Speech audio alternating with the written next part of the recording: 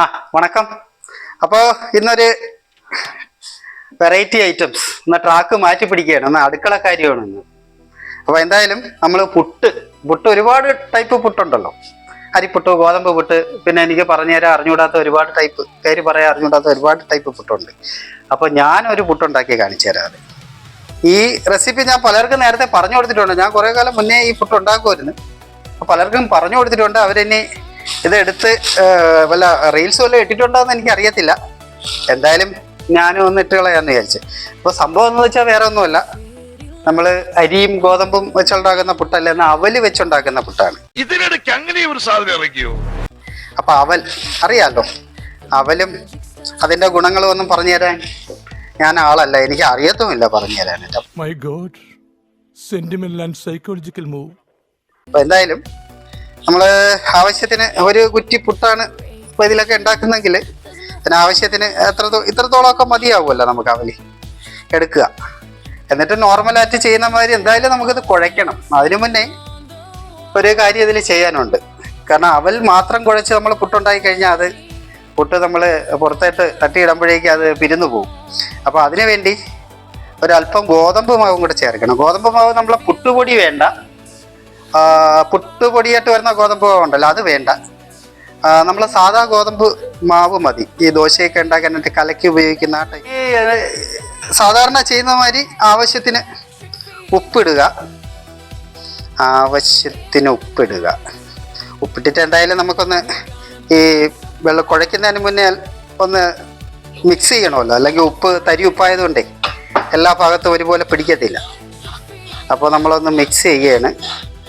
ഒരല്പം കൂടി ഗോതമ്പ് മാവ് ആവാമെന്ന് എനിക്ക് തോന്നുന്നു. കാരണം ഇതിൽ പ്രധാനപ്പെട്ട സംഭവം എന്ന് പറഞ്ഞാൽ അവലാണ്. അപ്പോൾ ഇനി ഇതിൽ വേറൊരു കാര്യം കൂടി ചേർക്കണം. അത് സാധാരണ ആരും ചെയ്യാറില്ല. ഞാൻ പറഞ്ഞപ്പോഴേ ഇത് ചേർക്കുമോ, ഇതെൻ്റെ ആവശ്യമുണ്ടോ എന്ന് ചോദിച്ചിട്ടുണ്ട്. സംഭവം എന്ന് വെച്ചാൽ വേറെ ഒന്നുമല്ല, ഇതും ഒരു നല്ല സാധനമാണ്. നമ്മുടെ ജീരകം ഏതാണ്? ചെറിയ ജീരകം കൂടി കുറച്ച് ചേർക്കുക. ചെറിയ ജീരകം കൂടി കുറച്ച് ഇട്ട് കഴിഞ്ഞാൽ ഇതിന് വേണമെങ്കിൽ നമുക്ക് അവൽപുട്ടെന്ന് വേണമെങ്കിലും പറയാം, അല്ലെങ്കിൽ ജീരകപ്പുട്ടെന്ന് വേണമെങ്കിലും പറയാം. അപ്പോൾ ഇതും കൂടി ചേർത്ത് ഒന്നുകൂടി ഒന്ന് മിക്സ് ചെയ്യുക. പിന്നെ വേറൊരു സാധനം കൂടെ ഉണ്ട്, അതാണ് ഇത്. എന്താണ്? ഒരല്പം ഉണ്ടെങ്കിൽ ഒരല്പം ഏലക്കാപ്പൊടി. അതിൻ്റെ ഒരു മണം അതൊരു പ്രത്യേകതയാണല്ലോ, നമ്മളൊരു ഏലക്കാപ്പൊടി ചേർക്കുന്നത്. ഓക്കെ, കുഴയ്ക്കണമല്ലോ. അപ്പോൾ കുഴയ്ക്കുന്നത് സാധാരണ വെള്ളം ഇങ്ങനെ ഒഴിച്ച് കുഴയ്ക്കണ്ട. എൻ്റെ ഒരു സ്വന്തം കണ്ടുപിടുത്തമുണ്ട്. അപ്പോൾ ഇത് കണ്ടില്ലേ, ഇതാണ് നമ്മുടെ സ്പ്രേ അടിച്ച് കുഴയ്ക്കുക, വെള്ളം സ്പ്രേ ചെയ്ത് കുഴയ്ക്കുക. അപ്പോൾ അതിനുള്ള ഗുണം എന്താണെന്ന് അറിയാമോ? ഈ സംഭവം നമ്മൾ ഗോതമ്പ് മാവാണ് കുഴച്ചെടുക്കുന്നെങ്കിലും അരിമാവാണ്, നമുക്ക് കട്ട പിടിക്കാതെ തന്നെ നല്ല രീതിയിൽ ഒരു പരസ്യം ഉണ്ടല്ലോ, തരിതരിയായ നെയ്യെന്ന് പറയുന്ന മാതിരി കട്ട പിടിക്കാതെ നമുക്ക് ഇവനെ കുഴച്ചെടുക്കും. പുട്ട് ഇതൊന്നല്ല പുട്ട് എന്ന് പറഞ്ഞാലും ഞങ്ങള് സ്വാതന്ത്ര്യ സമരത്തിന്റെ സമയത്ത് ഞങ്ങള് കുറെ ആൾക്കാർക്ക് പുട്ട് വേണ്ട. അപ്പൊ ഈ ചെറിയ കുറ്റിയിലൊന്നും പുട്ടുണ്ടാക്കിയാ തരിയൂല. അപ്പൊ ഈ വലിയ പൈപ്പിലേക്ക് JCB കൊണ്ട് ഇങ്ങനെ പുട്ടുപൊടി ഇങ്ങനെ കോരി ഇങ്ങനെ ഇടുക. ഇങ്ങനെ ഇട്ടിട്ട് അത് ഞങ്ങളെല്ലാരും കൂടി ഇരുമ്പൊലക്കാനെ കൊണ്ട് പുട്ട് ഇങ്ങനെ കുത്തി ഇങ്ങനെ ഇടുക. അന്ന് ഈ പുട്ടുണ്ടാക്കാൻ ഉപയോഗിച്ച പൈപ്പാണ് ഇപ്പം ജപ്പാൻ കുടിവെള്ള പദ്ധതിക്ക്. മാവ് കുഴച്ച് റെഡിയാക്കിയിട്ടുണ്ട്, നമ്മൾ സ്പ്രേ അടിച്ച് മാവ് കുറച്ച് റെഡിയാക്കിയിട്ടുണ്ട്. അടുത്തത് മെയിൻ സാധനമാണല്ലോ നമ്മളെ തേങ്ങ എന്തെന്നാണ് ചിരകി വെക്കുന്നത് അല്ലേ, അങ്ങനെയല്ലേ പറയുന്നത്?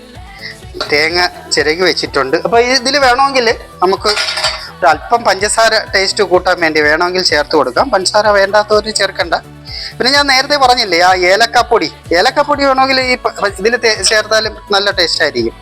അറിയാമല്ലോ, തേങ്ങയും പഞ്ചസാരയും ഏലക്കപ്പൊടിയും കൂടെ ആകുമ്പോഴത്തേക്കും ഒന്ന് ആലോചിച്ച് നോക്കിയാൽ അതിനൊരു ടേസ്റ്റ് ഉണ്ടാവുമല്ലോ പ്രത്യേകിച്ച്. പിന്നെ ആവിയിലങ്ങോട്ട് വെന്ത് വരുമ്പോഴേക്ക്. അപ്പോൾ ഇനി അടുത്തത് നമുക്ക് അടുപ്പ് കത്തിച്ചിട്ടേ സംഭവം ഇത് വെക്കാം. വെള്ളം തിളപ്പിക്കാം പുട്ടുകുടത്തിൽ. അല്ലെങ്കിൽ വേണ്ട, ഗ്യാസ് അങ്ങനെ ഇരുന്നോട്ടെ. നമുക്ക് ഇൻഡക്ഷൻ കുക്കറിൽ ഗ്യാസ് തീർക്കണ്ട, ഇൻഡക്ഷൻ കുക്കറിൽ തന്നെ വെക്കാം. അപ്പോൾ ഇതങ്ങോട്ട് ചൂടാവുന്ന നേരത്ത് ഈ സാധനം നമുക്ക് പൈപ്പിനകത്തല്ല പുട്ടുകുടത്തിനകത്ത് ആക്കണ്ടേ, അതാക്കിയിട്ട് അപ്പോഴേക്കും അവനങ്ങ് ചൂടായിക്കോളും. അപ്പോൾ അടുത്തത് ലെയർ ബൈ ലെയർ പുട്ട് നിറയ്ക്കുന്നു. പുട്ട് നിറപ്പേ എന്ന് പറഞ്ഞ മാതിരി പുട്ട് നിറയ്ക്കുന്നു. തേങ്ങ ഇടുന്നു. വീണ്ടും വീണ്ടും വീണ്ടും ഇവനെ വാരി ഇടുന്നു. ഒരല്പം അളവ് കൂടുതലായിട്ടുണ്ട്, അത് കുഴപ്പമില്ല. അപ്പം ഈ തേങ്ങ കുറച്ച് ബാക്കി ഇതിൽ ഇരുന്നാലും നമുക്ക് പുട്ട് തിന്നുമ്പോൾ അതിൻ്റെ കൂടെ ഇടാം. മതിയല്ലോ. ഓക്കെ, ഇനി ഇതിലങ്ങോട്ട് വെള്ളം തിളച്ച് ആവി വരുമ്പോഴേക്കും ഇവനെ അങ്ങോട്ട് വെച്ച് ആവി വന്നാച്ച് നമ്മൾ പുട്ട് വെക്കുകയാണ്. ഓക്കെ, വെള്ളത്തിൽ ആവി വന്നു. ഇനി പുട്ടിന് ആവി വരുന്നു. ഞാൻ കുത്തിയിടാം.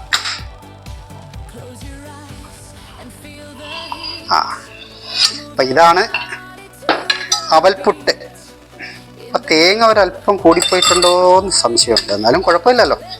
അപ്പം ഇനി ഇത് കഴിക്കുന്നത് നമുക്ക് വേണമെങ്കിൽ പഞ്ചസാര ഇട്ട് കഴിക്കാം, അല്ലെങ്കിൽ പഴം ചേർത്ത് കഴിക്കാം, എങ്ങനെ വേണമെങ്കിലും. പക്ഷേ ഇത് ഒന്നും ചേർക്കാതെ, കാരണം ഇതിൽ പഞ്ചസാര ഉണ്ട്, ഏലക്കപ്പൊടിയുണ്ട്, പിന്നെ ജീരകത്തിൻ്റെ ടേസ്റ്റും തേങ്ങ നമ്മൾ ചവച്ചരയ്ക്കുമ്പോൾ ആ തേങ്ങാപ്പാലിൻ്റെ ഒരു ടേസ്റ്റ് വരുമല്ലോ. സംഭവം സെറ്റാണ്. ഒന്ന് കഴിച്ചു നോക്കാം നമുക്ക് എന്തായാലും. നോക്കട്ടെ. അല്ലെങ്കിൽ പഴം വേണ്ട, പഴം ഇല്ലാതെ തന്നെ നമ്മൾ ആ വെർജിൻ ടേസ്റ്റിൽ ഒന്ന് കഴിച്ചു നോക്കാം. ഇത്തിരി ചൂടുണ്ട്, ഫാൻ അങ്ങനെ. ഓക്കെ,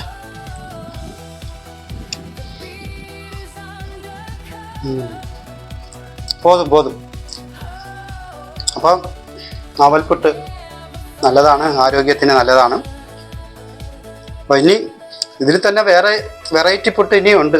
വേറെ സ്പെയർ പാർട്സുകളൊക്കെ ചേർത്തിട്ട് ഉണ്ടാക്കുന്ന നമുക്ക് അടുത്തതിൽ. എല്ലാവരും ഉണ്ടാക്കി കഴിച്ച് ഹെൽത്തി ആവണം. ഒപ്പം എൻ്റെ ഈ വീഡിയോ ഇഷ്ടപ്പെട്ടിട്ടുണ്ടെങ്കിൽ സബ്സ്ക്രൈബ് ചെയ്യുക. ഒപ്പം ലൈക്കും ഷെയറും തന്ന് സപ്പോർട്ട് ചെയ്യണം. അടുത്ത ഒരു വീഡിയോയുമായി വരുന്നത് വരെ വണക്കം.